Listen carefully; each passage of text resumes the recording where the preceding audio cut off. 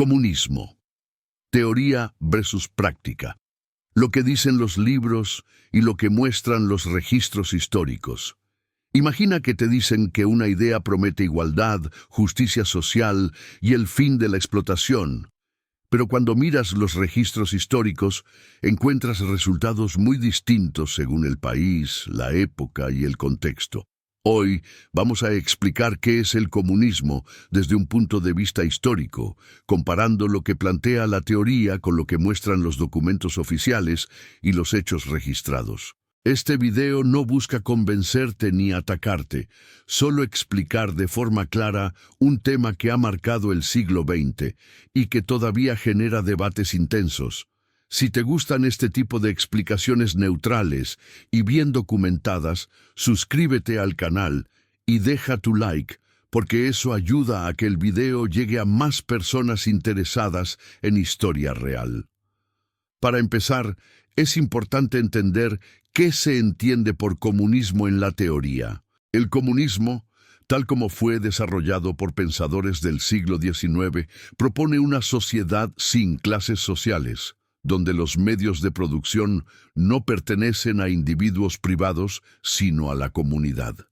En los textos teóricos, el objetivo central es eliminar la desigualdad económica generada por la propiedad privada de fábricas, tierras y recursos. Según esta visión, el Estado sería solo una etapa transitoria y con el tiempo desaparecería, dando lugar a una sociedad autogestionada, sin jerarquías ni explotación. En los libros, este sistema aparece como una respuesta a las condiciones extremas de pobreza y desigualdad provocadas por la industrialización temprana. En la teoría, el comunismo se presenta como un sistema racional y planificado. La economía no estaría guiada por el mercado ni por el beneficio individual, sino por las necesidades colectivas. La producción se organizaría para satisfacer a toda la población, evitando crisis, desempleo y pobreza extrema. En este modelo ideal, el trabajo no sería una obligación impuesta por la necesidad, sino una actividad consciente y compartida. Todo esto suena coherente cuando se lee en textos teóricos, y por eso es importante dejar claro que muchas personas se sintieron atraídas por estas ideas en contextos de miseria y desigualdad reales. Ahora bien, cuando pasamos de la teoría a la práctica histórica, el panorama se vuelve mucho más complejo. Los sistemas comunistas que surgieron en el siglo XX no se desarrollaron en condiciones ideales, sino en contextos de guerras, revoluciones, colapsos económicos y conflictos internacionales. Según registros históricos, el primer gran experimento comunista ocurrió tras una revolución en un país devastado por la guerra y el hambre. Esto marcó profundamente la forma en que la teoría fue aplicada en la práctica. En lugar de una transición gradual hacia una sociedad sin Estado, se consolidó un Estado fuerte, centralizado y con un control amplio sobre la economía y la vida política. En la práctica histórica, los gobiernos comunistas justificaron el control estatal como una necesidad temporal para defender la revolución y reorganizar la sociedad. Sin embargo, los registros oficiales muestran que este control se extendió durante décadas. La planificación central sustituyó al mercado y el Estado pasó a decidir qué se producía, cuánto y para quién. En algunos casos, esto permitió una rápida industrialización y avances en áreas como educación y salud. En otros, generó escasez, ineficiencias y problemas graves de abastecimiento. Aquí es donde aparece una de las mayores diferencias entre teoría y práctica. Otro punto clave es la cuestión del poder político. En la teoría comunista, el poder debería pertenecer a la clase trabajadora en su conjunto. En la práctica, los documentos históricos muestran que el poder se concentró en partidos únicos y en élites políticas muy reducidas. Esto no significa que todos los países siguieran exactamente el mismo camino, pero sí es una característica común en la mayoría de los casos registrados. Esta concentración de poder tuvo consecuencias importantes en la libertad de expresión, la participación política y el control de la información. Si este tipo de análisis te está resultando útil, recuerda suscribirte y dejar tu like. Eso le indica al algoritmo que este contenido merece ser recomendado y nos permite seguir publicando explicaciones históricas sin sensacionalismo. Cuando observamos distintos países que adoptaron sistemas comunistas, vemos resultados muy variados. En algunos casos hubo mejoras claras en alfabetización, acceso a servicios básicos y desarrollo científico. En otros, los registros muestran crisis económicas profundas, migraciones masivas y conflictos internos. Lo importante aquí no es emitir un juicio, sino entender que la aplicación del comunismo nunca fue uniforme. Cada país lo adaptó a su contexto cultural, político y geográfico, lo que explica por qué los resultados fueron tan diferentes. Un elemento que suele generar confusión es la diferencia entre comunismo, socialismo y otros modelos económicos.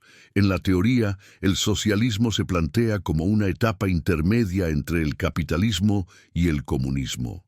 En la práctica, muchos estados se autodenominaron socialistas, mientras mantenían estructuras muy distintas entre sí.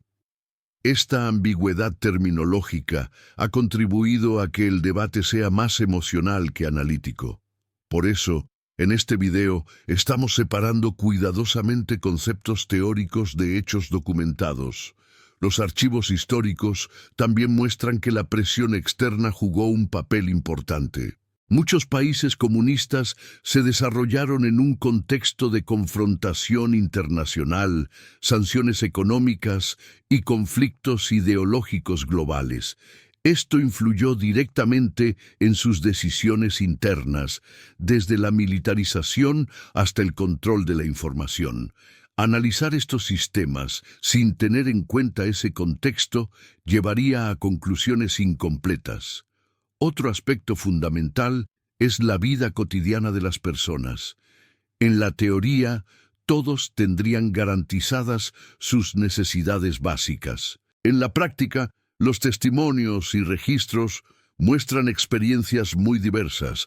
Algunas personas recuerdan estabilidad, empleo garantizado y acceso universal a ciertos servicios.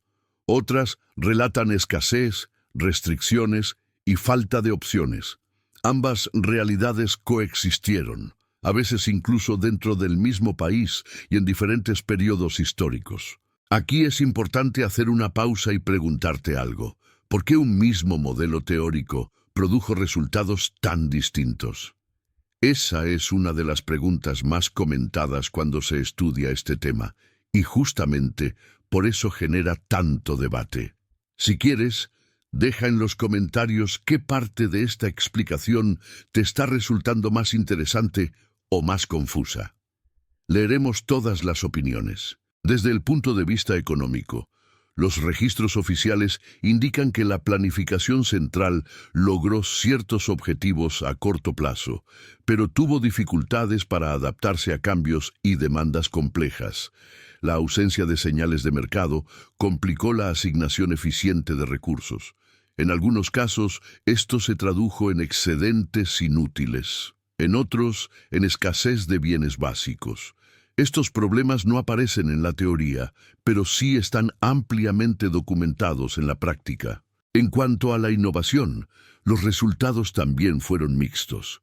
Hubo avances notables en áreas estratégicas como ciencia, tecnología y exploración espacial.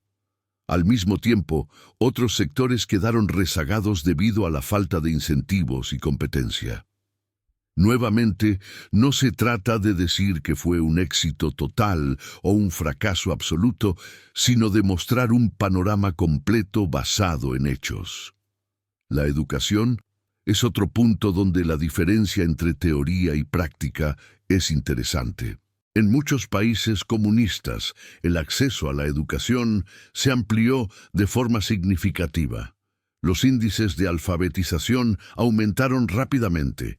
Sin embargo, los contenidos educativos estuvieron fuertemente influenciados por la ideología oficial, lo que limitó la pluralidad de pensamiento. Este es un ejemplo claro de cómo una política puede tener efectos positivos y negativos al mismo tiempo. Si estás llegando hasta aquí, es muy probable que este contenido te resulte valioso. Suscribirte al canal es la mejor forma de apoyar este tipo de análisis históricos explicativos y sin posicionamiento. Al final, cuando se analiza el comunismo desde una perspectiva histórica, lo más honesto es reconocer la distancia entre lo que prometen los textos teóricos y lo que muestran los registros oficiales. Esa distancia no se explica por una sola causa, sino por una combinación de factores: contexto histórico, decisiones políticas, presión internacional y características culturales de cada sociedad. Este video no pretende cerrar el debate, sino abrirlo de una forma más informada. Entender la diferencia entre teoría y práctica nos permite discutir con más datos y menos consignas. Y eso es especialmente importante en un tema que sigue influyendo en la política, la economía y la cultura contemporánea. Para cerrar, te dejo una pregunta abierta. ¿Crees que la distancia entre teoría y práctica es inevitable en los grandes sistemas políticos o depende principalmente de cómo se aplican? Déjalo en los comentarios. Y si quieres más videos explicativos como este, no olvides darle like y suscribirte.